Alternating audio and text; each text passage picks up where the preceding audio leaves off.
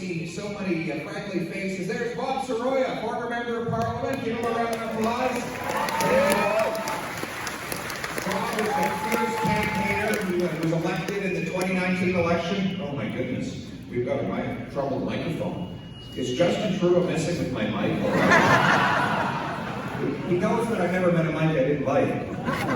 Bob here went around the microphone and straight to the doorstep. That's how he won so many election campaigns. A real common man of the common people. And the problem with Bob is that he never wants to stop door knocking, even into the late hours. And in one of the more recent elections, he kept going after 9 o'clock.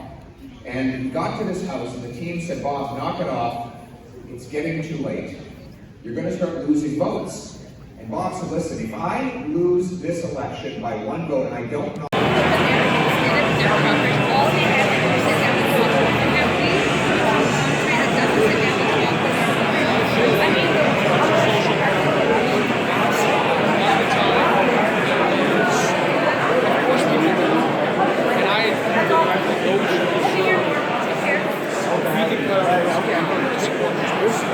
I feel like as the social license really shifts from a family culture and conservative family don't get me wrong, everybody has a way to express themselves. I see social systems and programs being diverted from those who are in health inequality to social.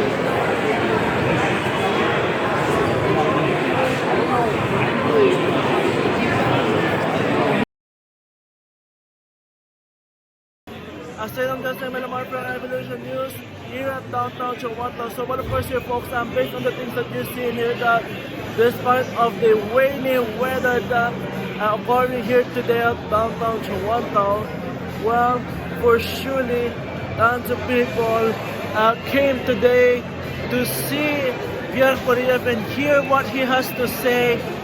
And of course here folks, well, for surely there's a huge lineup that occurred here today before even Pierre Poilievre take up to the stage and start speaking to the people before the event started here. And of course here folks, just check out this video of people lining up. Check it out.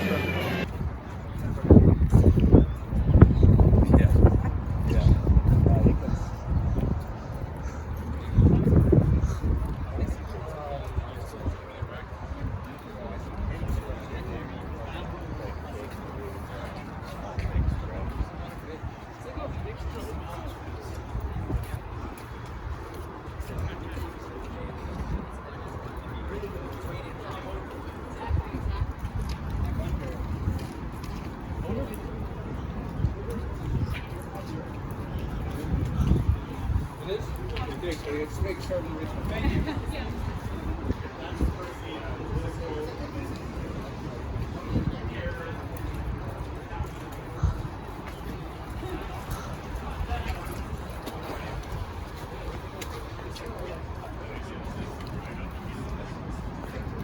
So there you have it there folks. Well, for surely here is the one of the things that Pierre Poilievre actually said, that he pledged to fire the gatekeepers.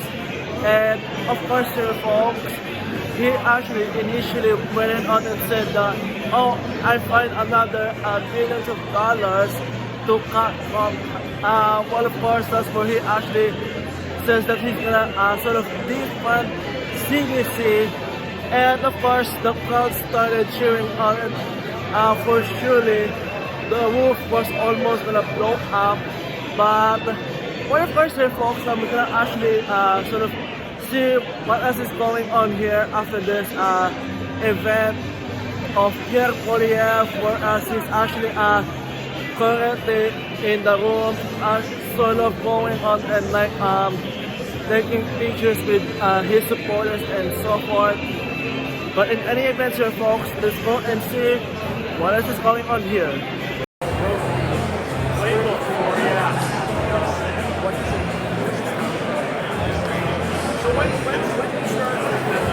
When you actually So it's in July that is lifted. So I won't be able to do that. Yeah, it's like a thing I'm not going to be pretty standard in broadcasting. So If it's not your personal, why not? Yeah, it's not your personal. No.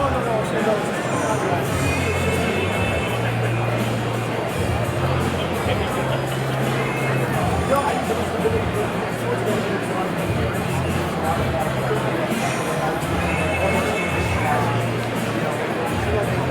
You okay? Yes, okay. I'll make sure.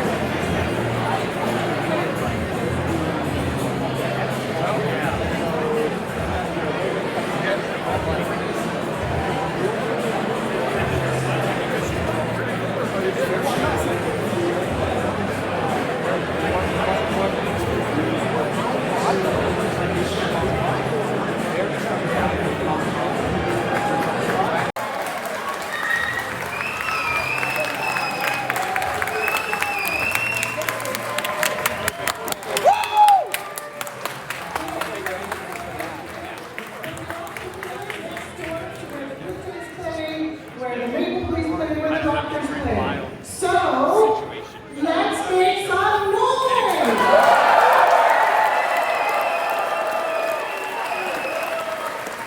Yes, Christine, we can hear you. So let's do it again louder. Let's make some noise!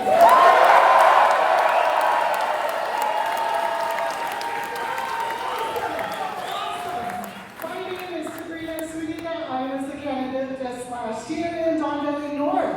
I have a couple other people to introduce to you. We have Bob Soroya, two-time MP in Markham Unionville. We have Bob the Dodge, who was a candidate in Brampton East. And we have former MP John Barry, who is a national campaign co-chair for Pierre. So tonight, I know you want to hear from Pierre, not from me. Get you to introduce probably the most important half of Pierre. They have been married for a few years now, and they have two adorable kids. So join me, make some noise, and welcome Anna Poilievre.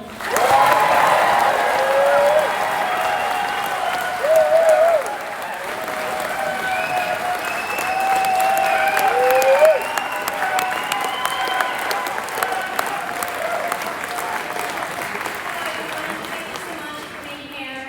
It's a real pleasure to see all of you here and to support my husband. My husband and I, we are in this together, and we share a lot of common values. My family immigrated here. We came here as refugees, and we landed in Montreal. Don't hold it against me. We're from Toronto. Donc, j'ai grandi à Montréal, dans l'est de Montréal.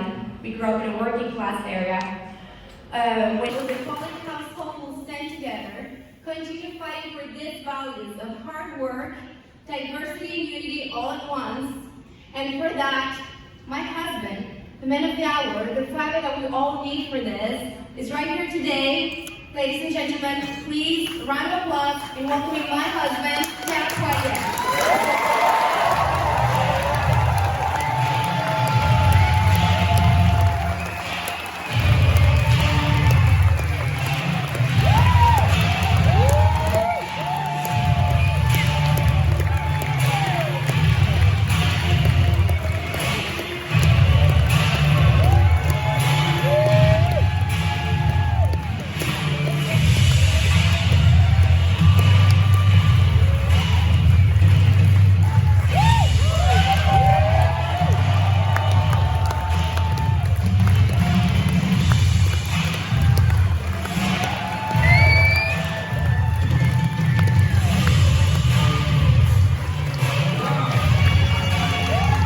Thank you very much to my lovely wife, Emily Poilievre. What a crowd. Before I begin addressing the people in this room, let me acknowledge that because of the restraints of the fire marshal, there are another 400 people that have to be in another room, and I want to give them a welcome. They are happily in the Pilsner room today, which means that they get unlimited Pilsner listener throughout the event. I hesitate to tell all of you that because I don't want you to go stampeding over there before my speech is over. I agree with Churchill when he said, alcohol has taken much out of me, but not as much as I've taken out of it. What a great event to be part of. Babies cry. A lady opens the door. She says, "You're in big trouble, mister. You just woke up my triplets who are 1 year old. And my husband, who weighs 300 pounds and is a boxer, is coming down to see you in a minute." He said, without missing a beat, "That won't be necessary. I'm just going to move right along. Just tell him that the local Liberal candidate dropped by to say hello." Bob always has the right answer. But, you know, isn't it great to have my wife Anna here with me today? Anna's family are taking care of our two little ones. Baby Cruz and Valentina are back in Ottawa, and they're in very good hands. A wonderful big family taking care of them so that we can be on the road. I'm very thankful for that. Hers is really the Canadian story, isn't it? It's the same story for all of us, though. You know, except for our First Nations peoples who were here before all of us, we're all the descendants of immigrants. We all came here, either this generation or in prior generations, for exactly the same reason. The opportunity to use other forms of money. Government should not subsidize that money. It should not do anything to favor or disfavor that money. It should simply create a level playing field with simple, easy-to-follow rules and strong sanctions for anyone who acts fraudulently, so that the free market can decide which money people want to use, and the government can be on notice that people have other options, that if they're going to abuse our money, we can use other money. We need to take control of money away from politicians and bankers and give it back to the people.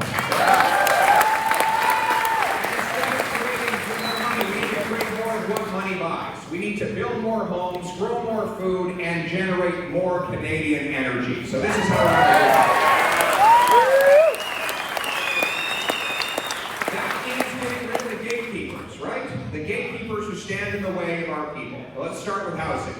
In Vancouver today, the cost of government regulation and red tape is $644,000 for each unit of housing. Here in Toronto, it's also almost $250,000. GTA municipalities have accumulated about $5 billion of surplus development charges, money that was collected on the construction. A Poilievre government will have a bureau in the infrastructure department to receive and investigate complaints of egregious examples of NIMBYism and gatekeeping, and will withhold infrastructure funds from politicians that carry out that NIMBYism and gatekeeping.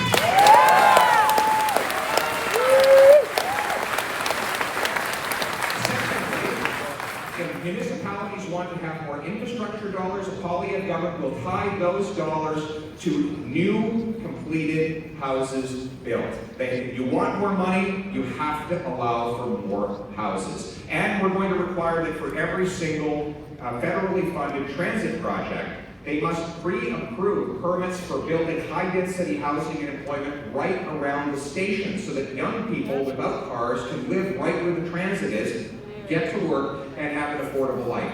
We're going to remove the gatekeepers to build millions of new homes in this country, and I'm going to sell off 15% of the 37,000 federal buildings in this country, so that those can be converted. Yeah! Get her done!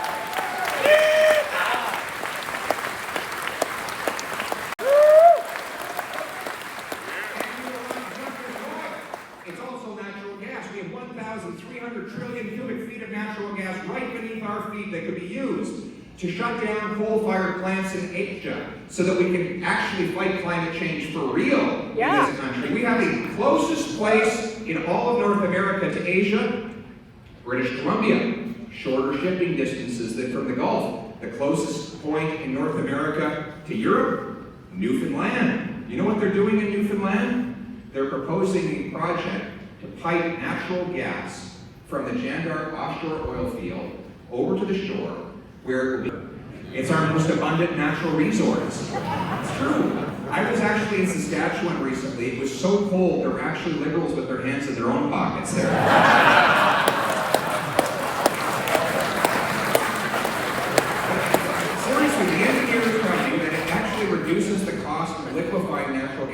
25% that come here, 300,000 or 400,000 a year. Many of them are skilled doctors, engineers, lawyers, and others. They can't actually work in their profession because provincial gatekeepers prevent them from getting a license to practice. Now this means that we lose out on doctors. How many of you don't have a family doctor here today?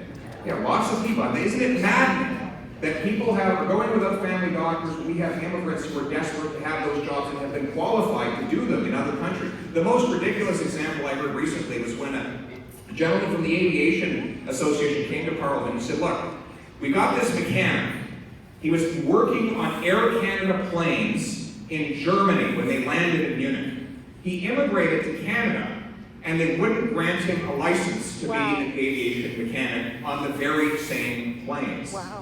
These are the gatekeepers that kill paychecks, that hold back our economy, deprive people of the Canadian dream that Anna spoke about, of an immigrant coming here, bringing their talents and their abilities. So a Poilievre government will instate a rule that provincial governments getting federal money for immigration should work to get a 60-day guarantee. 60 days after a professional body gets an application from an immigrant to work in the field, they should get a yes/no answer. And if they can't get approved, they should get a small study loan so that they can up their skills, get over the finish line, get to work, have big, powerful, Canadian, inflation-proof paychecks in their field.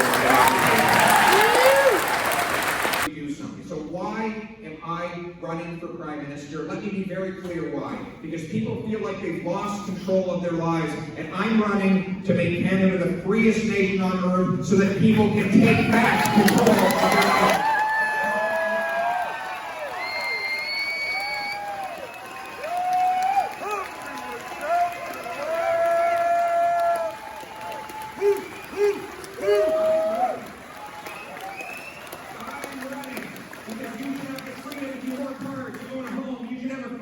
To be able to afford food, if you work hard and bring home your paycheck, you should have the freedom to be able to fill up the tank in your car. You should have the freedom to decide what you think and what you believe without government interference or censorship. You should have the freedom, if you're a newcomer to Canada, to work in the profession for which you worked so hard to train and prepare yourself. You should have the freedom to make your own medical decisions with no more vaccine mandates.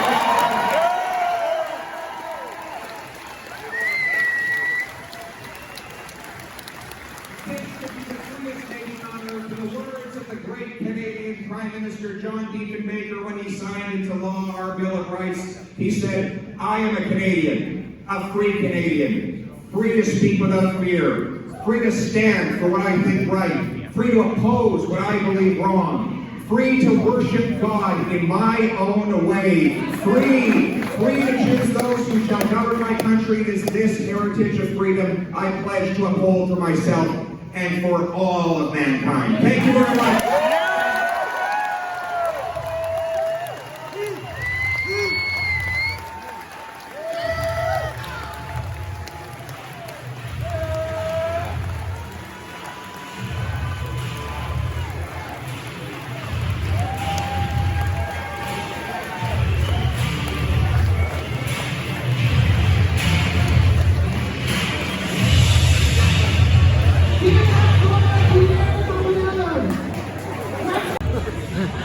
So, first of all, what brings you here at Pierre Poilievre's campaign rally? Well, the reason why I'm here is because I wanted to support Pierre Poilievre because I believe what he says is true, and I believe that Canada has gone off the rails recently under the Liberal regime.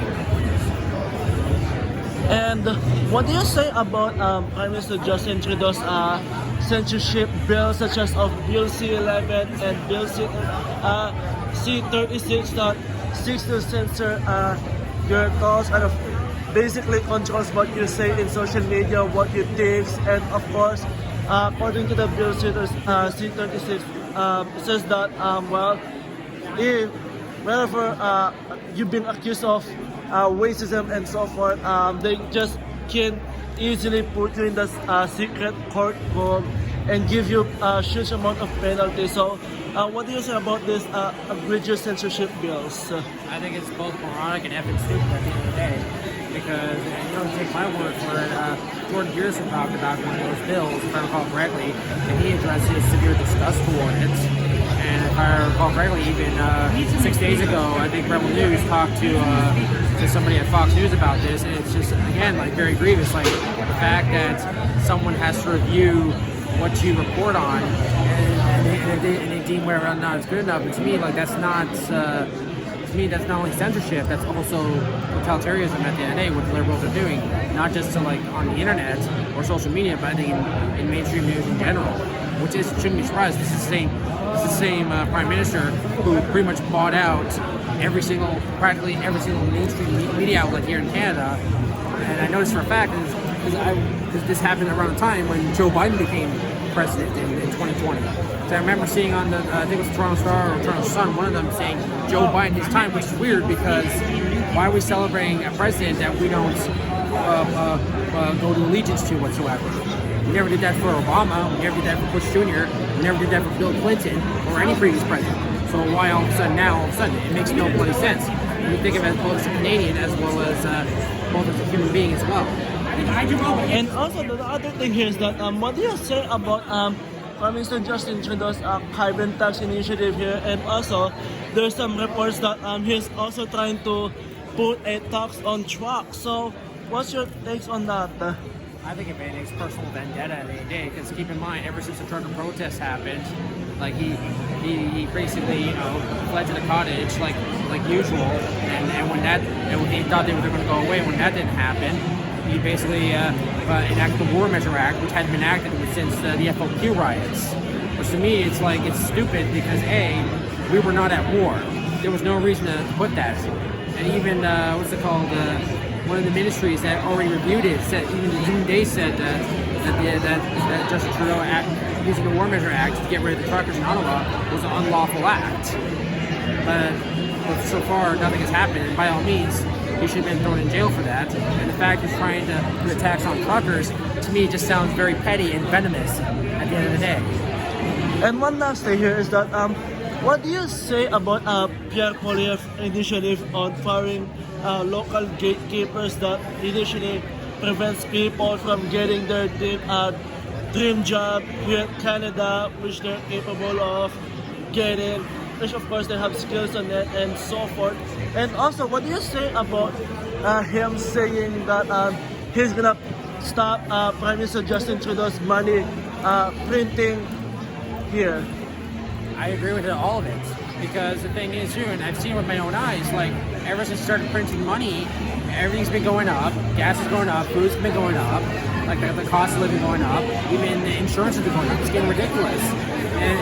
And the gatekeepers need to be removed right off the bat, because you can't build anything. It's not, I'm not talking about like you can build a warehouse to supply goods. I'm talking about even a small sugar shack. You can't even build like if I want to, for example, if I want to make my own personal arcade place for people to come in and play, I can't even do that because of gatekeeping, which is funny because they're using the same zoning laws they've been using back in the 80s, which is ridiculous.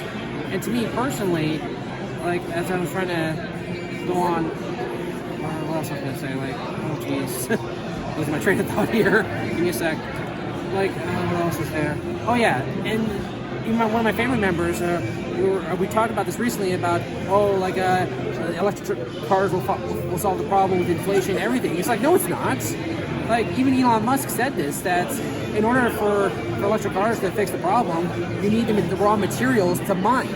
How are we going to mine it if there's gatekeepers? And it's funny, he's the person that's doing all the mining is China, because they're mining they have all the mines and everything to make cell phones and iPads, laptops, you name it.